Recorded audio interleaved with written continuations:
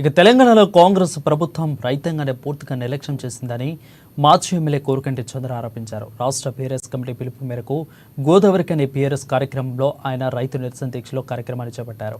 అయితే కాంగ్రెస్ ప్రభుత్వ అధికారంలోకి వచ్చిన తర్వాత రైతులు అరిగోస పడుతున్నారని చంద్ర మండిపడ్డారు.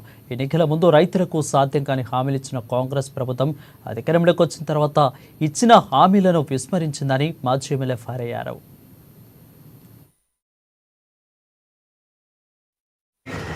బాధపడుతున్న సందర్భంలో ఈ ప్రభుత్వంలో ఉన్నటువంటి మంత్రులు మేము సాగునీరు అందియలేమని మాట్లాడిన తర్వాత తెలంగాణ రైతాంగం అంతా కూడా ఏమి చేయాలో దిక్కుతోచనటువంటి పరిస్థితులలో ఉన్నది.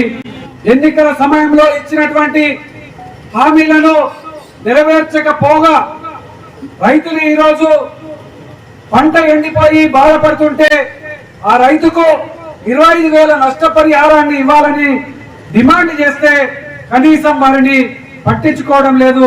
రైతు బంధు విషయంలో నిర్లక్ష్యం చేసిరు.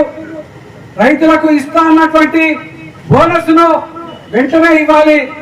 2 లక్షల